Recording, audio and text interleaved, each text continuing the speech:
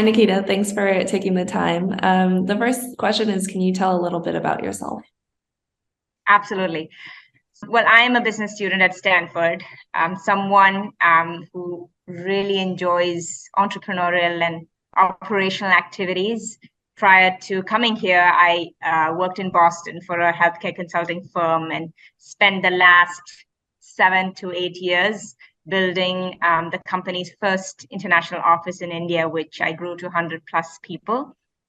Here at Stanford, I'm now interested in entrepreneurial opportunities in music and brain development, education, wellness, and I'm just market testing some ideas. I have two kids, 10 and 7, and they're here with me in Palo Alto. And so, yeah, I enjoy music as you just heard. I'm also part of the Stanford choir, so I make time for my own self. I'm also a yoga instructor, so that's another part of my being. Wow, you've got so many interests and and talents. That's awesome. So the first question is, growing up, did you have a particular framework in mind for how you would approach having a family and a successful career? Absolutely not.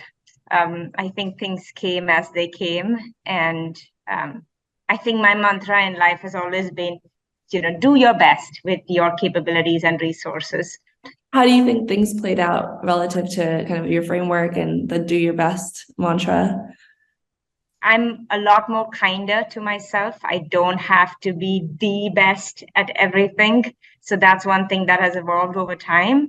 And that quite honestly gives me a lot of mental, stability as well. So, yeah, I try to be the best in the capacity I have. I also, interestingly, I actually ask my kids what I can do more or less or differently. So I try to get feedback from them as well so that I can be there for them in the way they need me to. And yeah, so I've just been evolving as the years went. And what is your best advice for being ambitious, both as a mom and in your career? I think you can have it all. So don't think that, okay, here comes career, I should put out having kids for much later. There's no perfect time. And so have a family as your situation evolves, and you have the health to have a family, but don't be too hard on yourself. I think as women, and I've heard this so many times, so I might just be repeating what other women may have said, but we really do try to become an A player at everything we touch, and that's not needed. It's something that we self-impose, and we all have to dig into the roots of why, but we don't have to. One thing that I have really learned in some tough ways also is to really create a strong support system. People who I would help or would help me.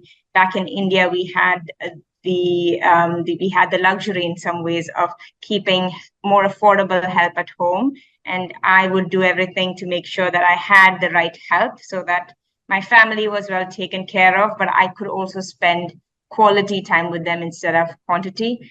So yeah, just leveraging help and not feeling shy to ask for help. So if I needed something from my mother or my mother-in-law, I would ask versus expecting someone to have pity on my situation and feel that I need something. So I got into this habit of asking for what I wanted from anyone around me, including my husband. Like, I think your life partner is the most important choice in life, and I've now realized that along with that important choice, it's also important to be honest about what you want, and that's when the partner can fulfill it for you. So yeah, just speaking up more has been great over the past few years. That's awesome. And what is one thing you wish you had known earlier on? I wish I had learned how to manage stress and anxiety in a way that was conducive for my family, because when you have a family, things can get tough, very tough sometimes, especially when you have a new baby and these good disruptions that happen to you in your life. you can tend to, at least I would tend to get stressed. And through my yoga practice and just being in one ashram for like 4 weeks, what I learned was that so much of this drama that we create is all within us, which is something that I have now taught myself that, okay, I am the owner of my own sort of emotions.